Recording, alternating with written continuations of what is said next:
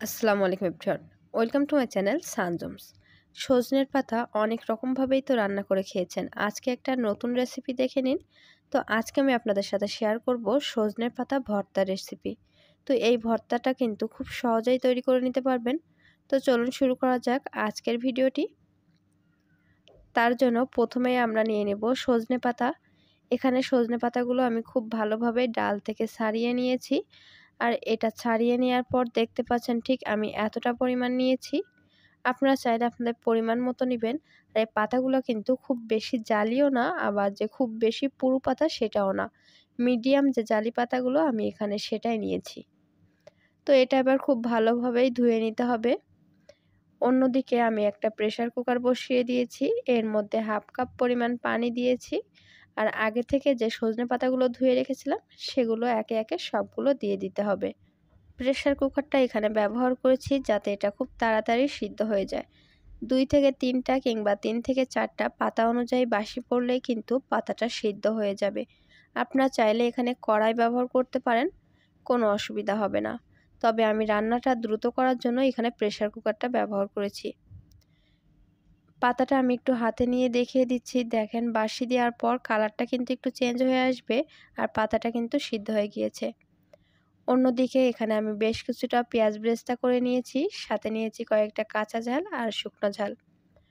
তো সেগুলো পাত্রে নামিয়ে নেওয়ার পর এর মধ্যে আমি মশলা অ্যাড করব একে একে। ঝাল বাটা দিয়েছি, শুকনো ঝাল, এরপর দিচ্ছি আদা বাটা, রসুন বাটা। আমার যেহেতু এখানে অনেক বেশি পরিমাণে পাতা সেজন্য আমার মশলাটা একটু বেশি লাগছে। আপনারা যেহেতু পাতা কম নেবেন কিংবা বেশি নেবেন সেটার উপর নির্ভর করে মশলাটা দিয়ে দিবেন। আমি দিয়ে দিচ্ছি এখানে 2 টেবিল চামচ পরিমাণ হলুদ, সাথে দিয়ে দিব স্বাদ মতো লবণ। আর এখানে দিয়ে দিব একটা চাট মশলা। এই মশলাটা আমি বাসায় তৈরি করে নিয়েছিলাম অনেকগুলো মশলা একসাথে মিশিয়ে। এরপর দিয়ে দিব গরম মশলা গুঁড়া। সমস্ত মশলাগুলো একে একে সমস্ত মাখিয়ে নিয়েছি। এরপর এটা দিয়ে দিব ব্লেন্ডারে। তো এরকম একটা ব্লেন্ডারের কাপ নিয়েছি, তার মধ্যে যতটুকু পরিমাণ দেয়া যায় সেরকম পরিমাণেই দিব, দিয়ে এটা ব্লেন্ড করে নেব। এখানে চেষ্টা করবেন কোনো প্রকার পানি না দেওয়ার। তবে যদি দেখেন পানি না দিলে ব্লেন্ড করতে অনেক অসুবিধা হচ্ছে তবে সামান্য একটু পানি দিবেন। এটা ব্লেন্ড করার পর দেখতে পাচ্ছেন ঠিক এরকম পরিমাণ মিহি হয়ে গিয়েছে। তো একে একে এরকম করে সবগুলো পাতায় আমি ব্লেন্ড করে নিব। আর এটা এবার আমি একটা পাত্রে নামিয়ে নিব। সবগুলো ব্লেন্ড করা হয়ে গিয়েছে আমার। এতগুলা পরিমাণ সজনের পাতা হয়েছে। তবে আজকে কিন্তু সবগুলো রান্না করব না। এই পর্যায়ে বেশ কিছুটা পাত্রে উঠিয়ে রেখে আমি ফ্রিজে ফ্রোজেন করে রাখব। এ পর্যায়ে যে কোনো একটা পাত্রে রেখে আপনারা ডিপ ফ্রিজে রেখে দিতে পারেন।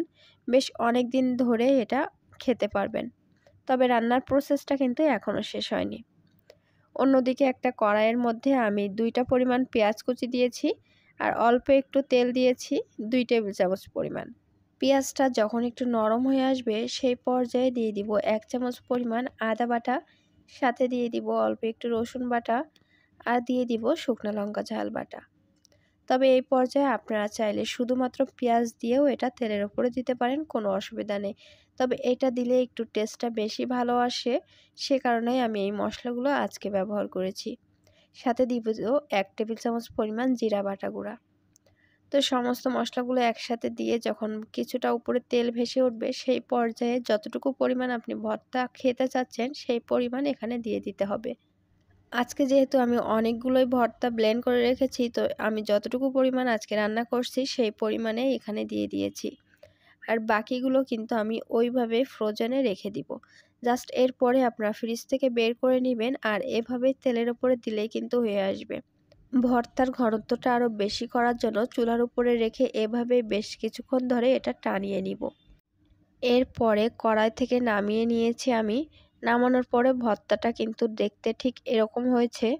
এটা কিন্তু খেতে অনেক মজার হয়। এভাবে একদিন চাইলে আপনারা ভর্তাটা কিন্তু বানিয়ে দেখতে পারেন। সজনে ভর্তার এই ঘনত্বটা আপনারা কতটা রাখতে চাচ্ছেন সেটার উপর নির্ভর করেই কিন্তু কড়াই থেকে নামিয়ে নিতে হবে। তো আজকের ভিডিওর এই সজনে ভর্তা রেসিপিটি আপনাদের কাছে কেমন লেগেছে অবশ্যই কমেন্ট করে জানাবেন।